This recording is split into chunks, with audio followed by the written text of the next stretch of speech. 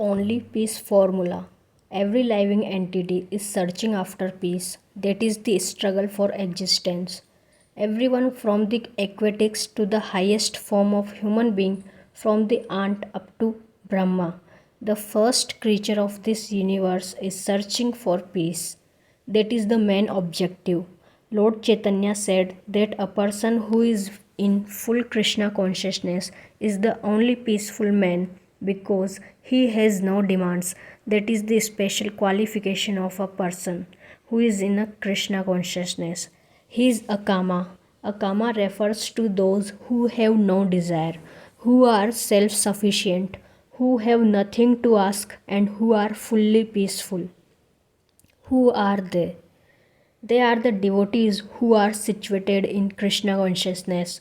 All others fall into three classes. One class is bhakti, those who are hankering after material happiness and enjoyment. That is called bhukti. These people want to eat, drink, be merry, and enjoy. There are different modes of enjoyment according to the body. People are searching after sense enjoyment on this planet, on other planets, here, there, and everywhere. Their main object is to gratify the senses, that is called bhukti. The next class is those people who are fatigued or frustrated in sense gratification and therefore want liberation from this material entanglement. And then there are those in search of knowledge, speculate about what the absolute truth is. Thus, there are some who want sense enjoyment, and others, the salvationists, who are seeking liberation. The salvationists also have some desire, the desire to be free from this material entanglement. Then there are those who are yogis. They are searching after mystic perfection. There are 8 kinds of mystic perfection which grant the ability to become the smallest, to become the heaviest, or to get whatever one desires. Ordinary persons who are after sense gratification and those who are salvationists or who are after mystic perfection all have some demand. But what about the devotees? They have no demands because they simply want to serve Krishna. They are waiting for the order of Krishna and that is their satisfaction. If Krishna wants the devotees to go to hell, they are prepared to go to hell. And if Krishna says, "You come to me," they are prepared to go. They have no demands. This is the perfectional stage. There is a very nice verse in which a devotee prays, "I shall simply to be conscious of you, my dear Lord." Krishna consciousness, free from all mental demands. Actually, because we are in material bondage, we have many demands. Some people want sense gratification. Those who are a little more elevated want mental satisfaction, and those who are still more refined want to show some magic jugglery of power in this world. They are all in material bondage in different capacities. Therefore, a person who is Krishna conscious prays to the Lord, "My dear Lord, when shall I be fully absorbed in your thoughts or your service?" Your thoughts are not simply abstract, concocted speculation. It is a practical mode of thought. I shall become peaceful. All mental concoction, "I want this, I want that," will be completely eradicated. We are hovering over the mental plane. We have given power of attorney to the mind, and the mind is driving us. Come here, go there.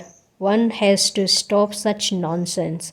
I shall simply be your eternal servitor, and I shall be very cheerful, for I have my master. All others who are not in Krishna consciousness are guideless. They are their own guides. The person who is Krishna conscious has the supreme guide, therefore he has no fear. For example, as long as a child is under the care of his parents, he has no fear. But as soon as he becomes free, he finds many impediments. This is a crude example, but similarly, when one becomes completely free from all mental concoction and engages 100% in Krishna consciousness 24 hours a day, he will be peaceful at once. That is peace. Therefore, Lord Chaitanya Mahaprabhu says that those who are Krishna conscious because they have no demands are actually peaceful. Those who are after sense enjoyment, salvation, and yogic mystic perfection are always full of anxiety. As long as one is full of anxiety, one should know that he is still under the grip of material nature. And as soon as one is free from all anxiety, one should know that he is liberated. This fearful anxiety exists because we do not know Krishna, the Supreme Lord, the Supreme Controller. Instead, we have other conceptions and therefore we are always anxious. There are many examples, such as Prahlad Maharaj. He was only 5 years old, a pet child, but because he was a devotee of Lord, his father became his enemy. This is the way of the world. As soon as one becomes a devotee of the Lord, he finds so many obstacles. But those obstacles will not hinder one or be impediments on the path. We should always be personally prepared to become Krishna conscious. Otherwise, there is only the kingdom of Maya illusion. Maya will try to defeat us as soon as she sees, oh, here is a living soul going out of my grip. As soon as one becomes Krishna conscious and fully surrenders unto the Supreme Lord, he has nothing more to fear from this illusion. The Krishna conscious person is the perfectly peaceful person. Everyone wants peace in the world. The peace marchers do not know how to obtain peace, but they want peace. I read a speech of the Archbishop of Canterbury, in which he said, "You want the kingdom of God without God. This is our defect. If you want peace at all, then accept that peace means to understand God." That is stated in the Bhagavad Gita. Unless you are in touch with the Supreme Lord Krishna, you cannot have peace. Therefore, we have a different peace formula. The real peace formula is that one must know that God is the proprietor of this entire universe, including the United States of America. He is the proprietor of Russia. He is the proprietor of China. He is the proprietor of India, of everything. But because we claim that we are the proprietors, there is fighting, there is discord, there is disagreement, and how can there be peace? First of all, one has to accept that God is the proprietor of everything. We are simply guests for 50 or 100 years. We come and go, and while one is here, he is absorbed in this thought: this is my land, this is my family, this is my body, this is my property. And when there is an order from the Supreme for one to leave his home, his property, his body, his family, his money, and his bank balance, and it is all gone, one has to take another place. We are under the grip of material nature, and she is offering different kinds of body. Now, my dear sir, you accept this body. We accept an American body, an Indian body, a Chinese or a cat's and dog's body. I am not the proprietor even of this body. Yet I said that I am this body.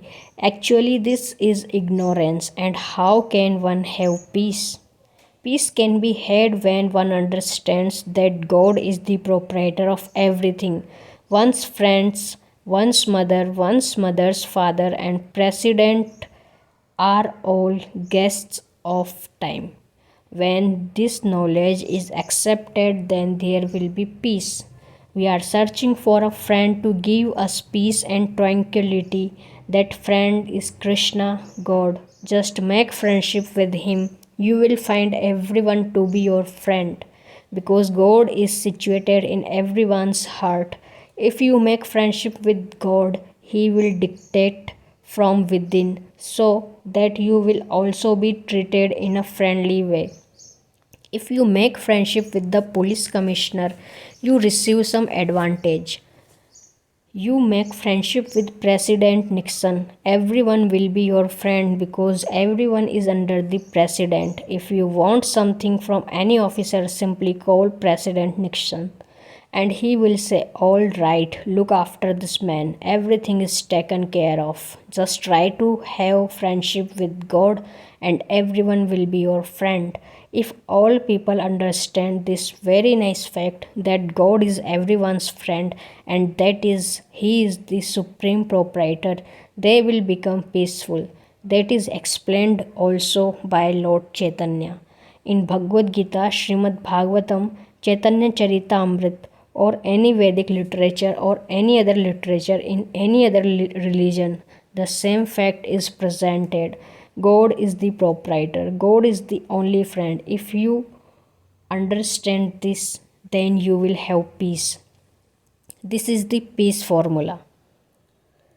As soon as you encroach on God's property, calling it your own material nature, the police action will be there.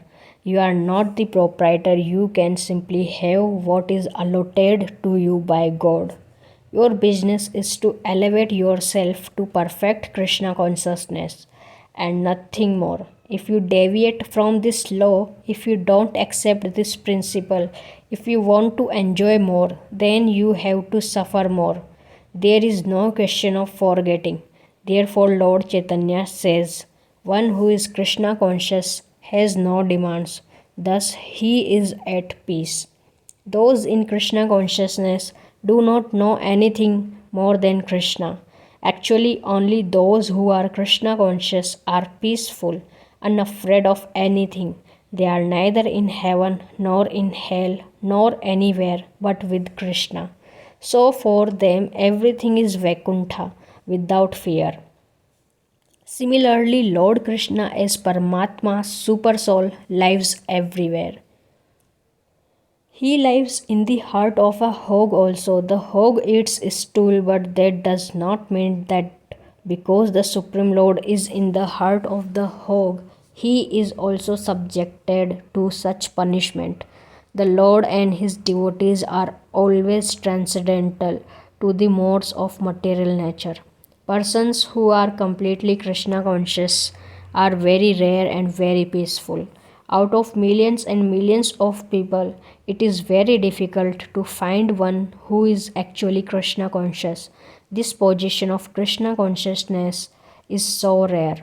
But Krishna himself, as Lord Chaitanya, seeing the pitiable condition of the present day, is directly giving free love of Godhead. Yet, because love of God is being given freely and so easily, people do not care for it.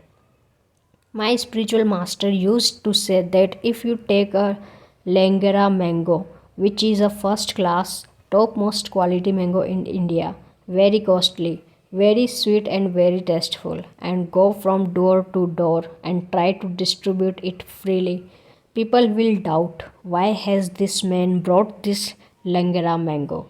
Why is he trying to distribute it freely? There must be some motive behind it.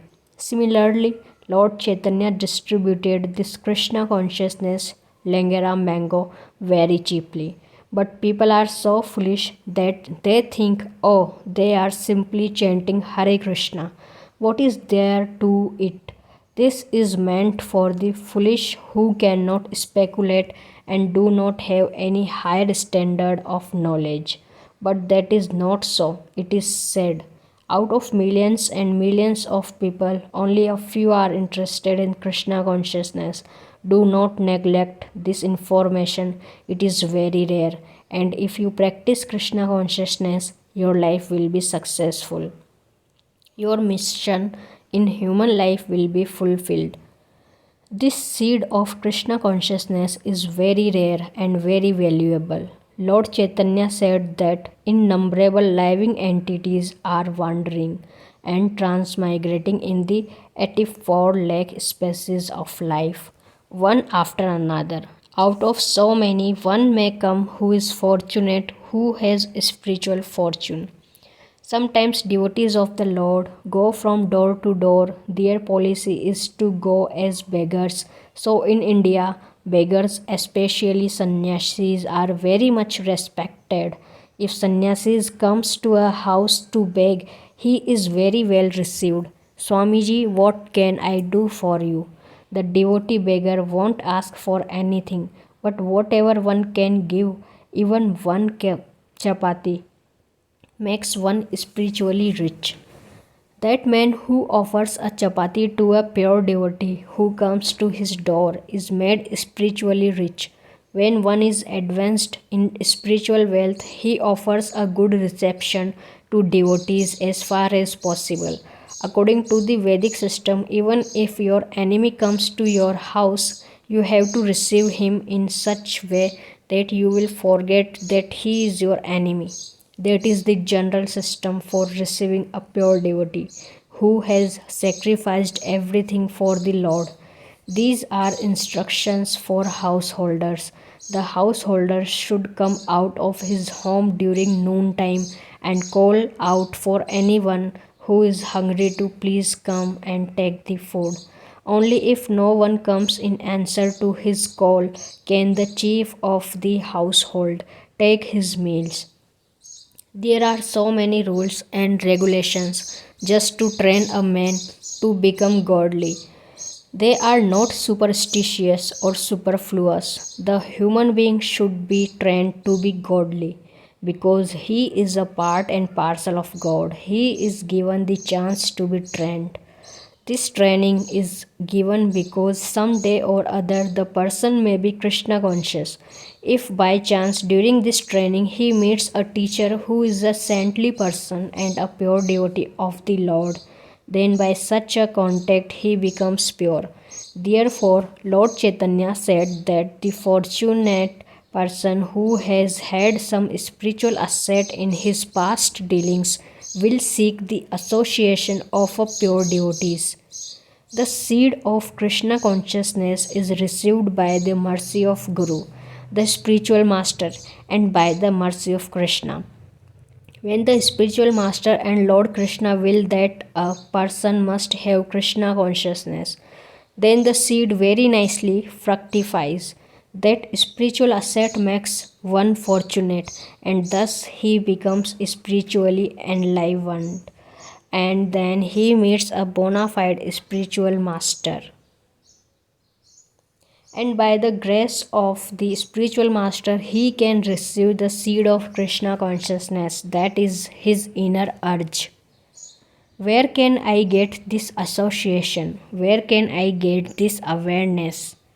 This process is recommended. It is the general process of spiritual advancement.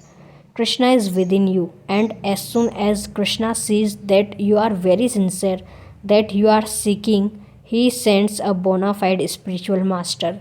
This combination of Krishna and the spiritual master is the cause of one's receiving the seed of Krishna consciousness.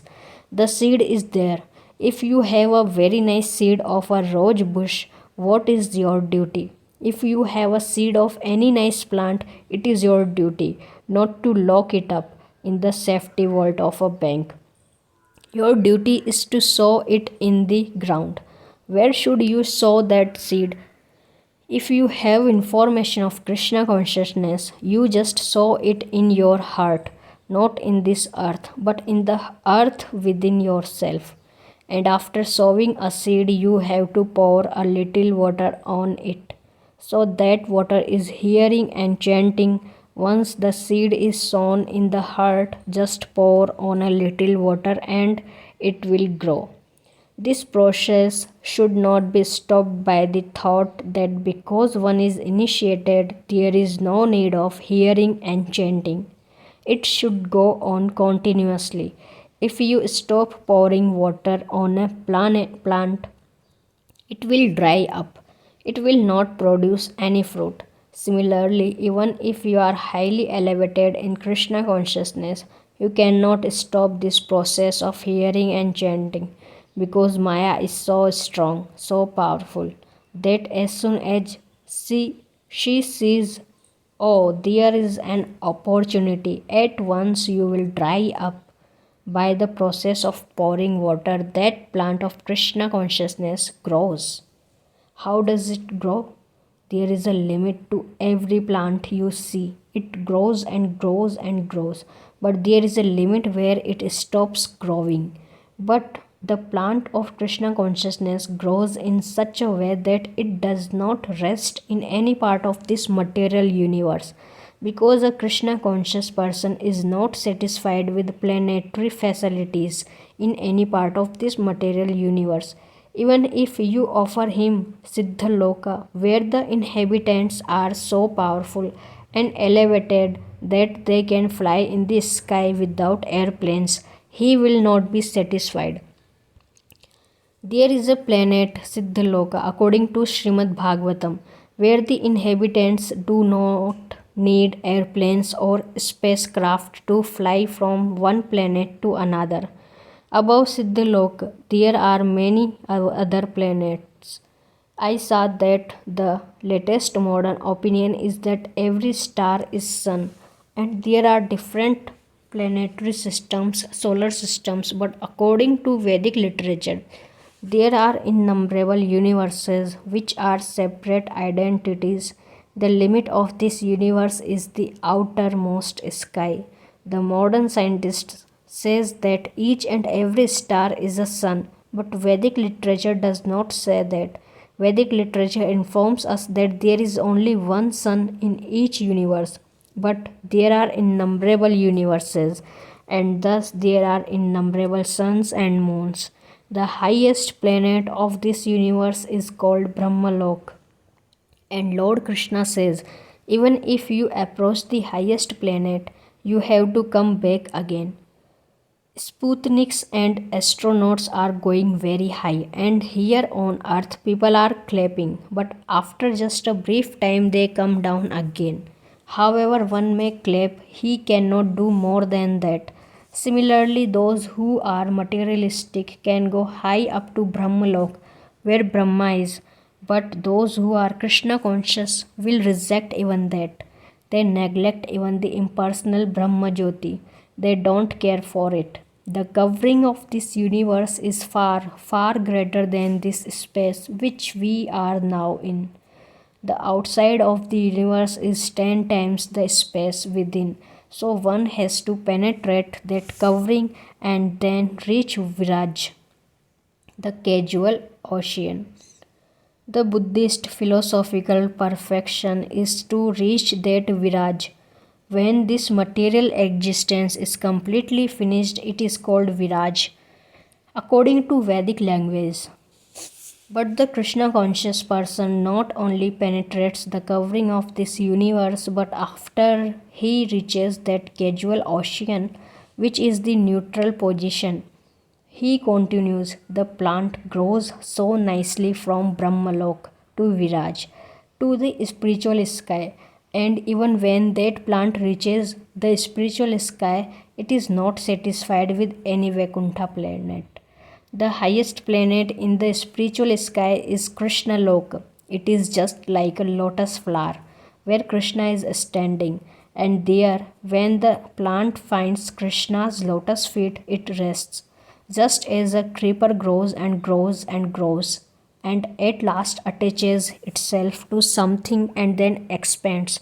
When the devotional plant gets to the lotus feet of Krishna, it expands. As soon as this Krishna consciousness creeper captures Krishna's lotus feet, it takes shelter.